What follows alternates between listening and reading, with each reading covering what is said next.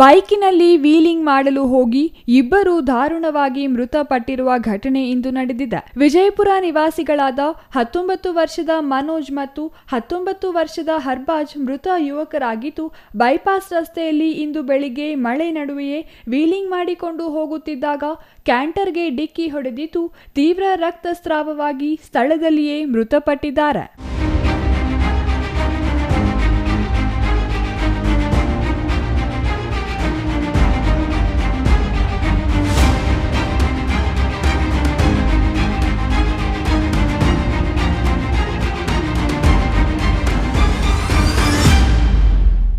ಅಪಘಾತ ತಪ್ಪಿಸಲು ಯತ್ನಿಸಿದ್ದ ಕ್ಯಾಂಟರ್ ಚಾಲಕ ತಕ್ಷಣ ರಸ್ತೆ ಬದಿಗೆ ವಾಹನ ಎಳೆದಿದ್ದು, ಅದೃಷ್ಟವಶಾತ್ ವಿದ್ಯುತ್ ಕಂಬಕ್ಕೆ ಡಿಕ್ಕಿ ಹೊಡೆಯದೆ ತಪ್ಪಿಸಿಕೊಂಡಿದ್ದಾರೆ.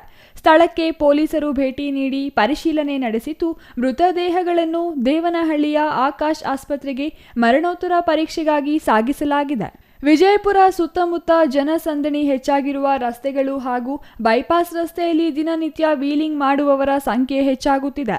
ಈ ಪ್ರದೇಶದ ರಸ್ತೆಗಳಲ್ಲಿ ವೀಲಿಂಗ್ ಮಾಡುತ್ತಿರುವ ಬಗ್ಗೆ ಹಲವು ಬಾರಿ ಪೊಲೀಸರ ಗಮನಕ್ಕೆ ತಂದರೂ ಅವರು ಯಾವುದೇ ಕ್ರಮ ಕೈಗೊಳ್ಳುತ್ತಿಲ್ಲ ಎಂದು ಸ್ಥಳೀಯರು ಆರೋಪಿಸಿದ್ದಾರೆ. ಪುರಸಭೆಯವರು ಪ್ರಮುಖ ವೃತ್ತಗಳಲ್ಲಿ ಸಿಸಿ ಕ್ಯಾಮೆರಾಗಳನ್ನು ಅಳವಡಿಸಿದರೂ ಕ್ಯಾಮೆರಾಗಳಲ್ಲಿ ದಾಖಲಾಗಿರುವ ದೃಶ್ಯಾವಳಿಗಳನ್ನು ಆಧರಿಸಿ ಕಾನೂನು ಕ್ರಮ ಕೈಗೊಂಡಿದ್ದರೆ ಪ್ರಾಣಾಪಾಯ ಸಂಭವಿಸುವ ಹಂತಕ್ಕೆ ಹೋಗುತ್ತಿರಲಿಲ್ಲ ಎಂದು ನಾಗರಿಕರು ಆಕ್ರೋಶ ವ್ಯಕ್ತಪಡಿಸಿದ್ದಾರೆ. Satish Kumar, CTV news, Vijayapura.